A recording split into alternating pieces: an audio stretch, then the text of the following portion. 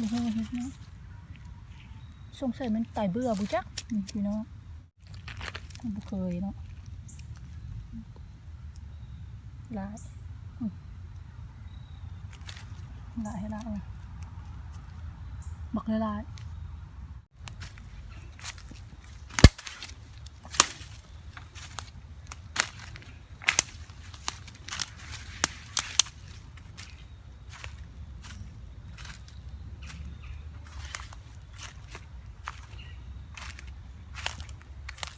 สบายดีพี่น้องกลับคืนมาพบกับสาวลาวอีกแล้วเนาะวีซอง forever recording มื้อนี้สาวลาวสิหาพี่น้องมาเลาะเก็บเห็ดเนาะมาเบิ่งเนาะว่ามื้อนี้จะได้เห็ดหรือบ่ได้เห็ดเนาะพี่น้องเนาะไปเก็บน้ำกันพี่น้องตามมาตามสาวลาวมาได้เลย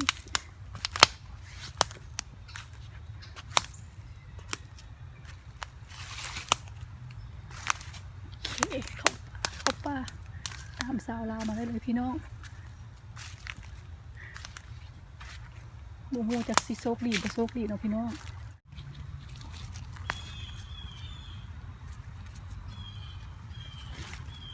ดึง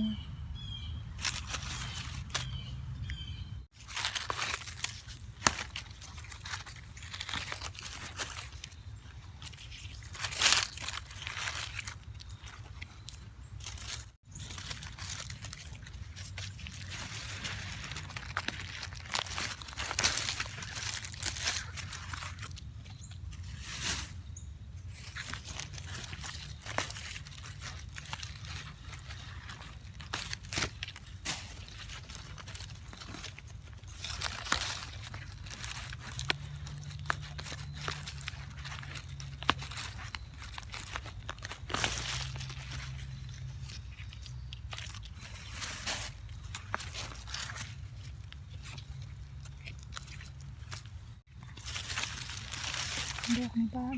เน่าแล้วบ้องดอกกี่จุ๊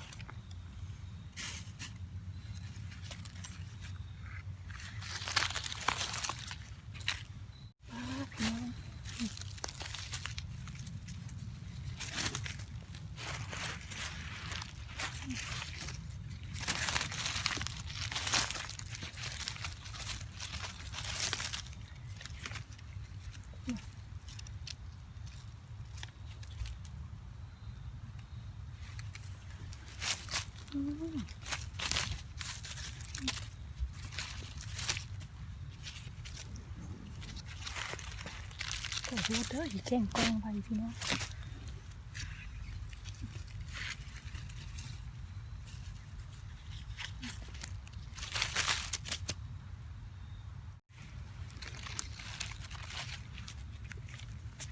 โอ้ยตัวภาคพี่น้อง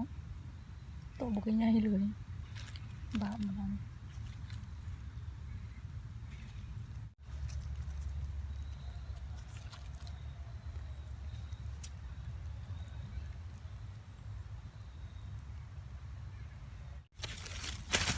นางจุ๊บๆอยู่พี่น้องตัวนี้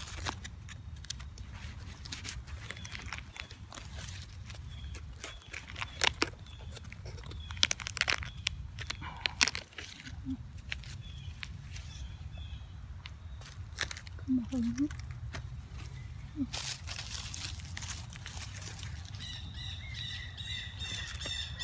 โอ้ยมันก็ลาย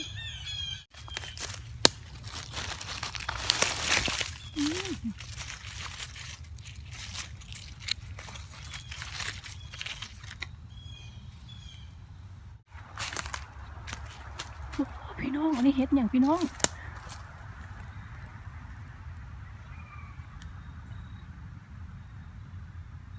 ผู้ใดฮู้คาเมนบอกสาวลาวเด้อว่าเห็ดอย่างพี่น้อง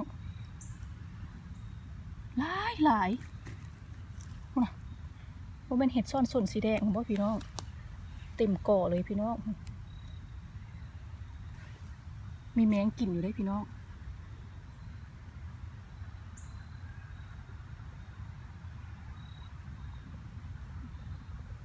ได้แล้วมึงสาวลาวสิใส่ซบมือแล้วสาวลาวสิเก็บให้บึ้งเนาะ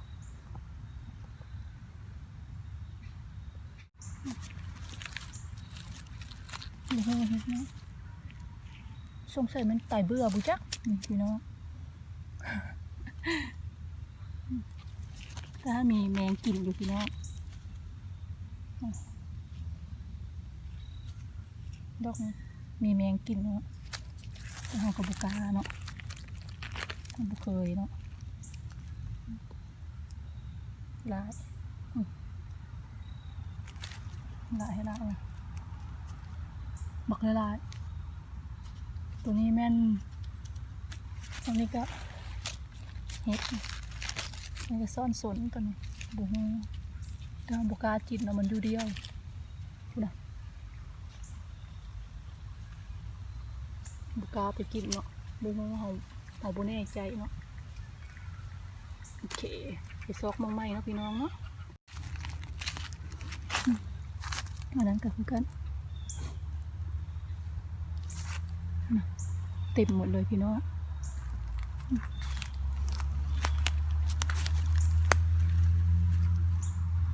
บุก้าเนาะบุก้าเก็บไปกินมันย่านทุกทีไต่เบื่อเนาะลาย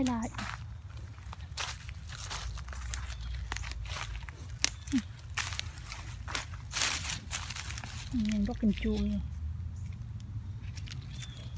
มีซ่อนสนอะไรก็ได้แต่เราบุก้าเนาะเพราะมันอยู่เดียวมันบริยุเป็นโม่ตัวนั้นกระดอกจูง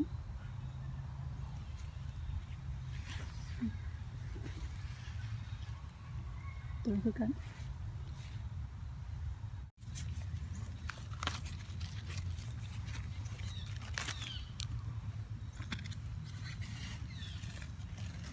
กระดอกจูงพี่น้อง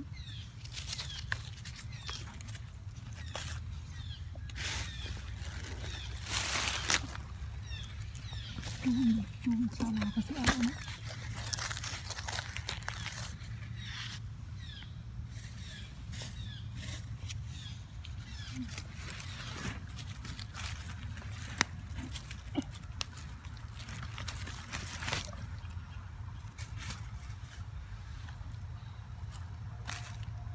พวกดำพี่น้อง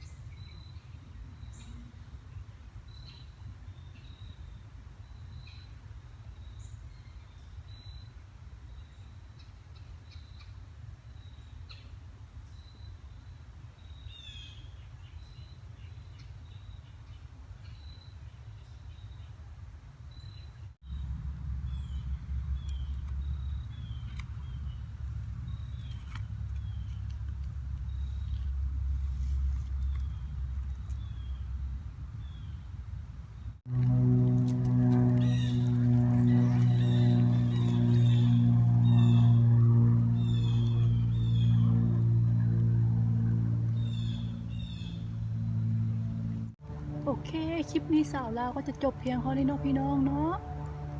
ฝากกดไลค์กดติดตามช่องสาวลาวเลยเด้อเพื่อให้สาวลาวมีกำลังใจเฮ็ดคลิปต่อไปเนาะพี่น้องเนาะโอเคพบกันใหม่ค่ะในคลิปหน้าขอบใจหลายๆแล้วพี่น้องโอเคบาย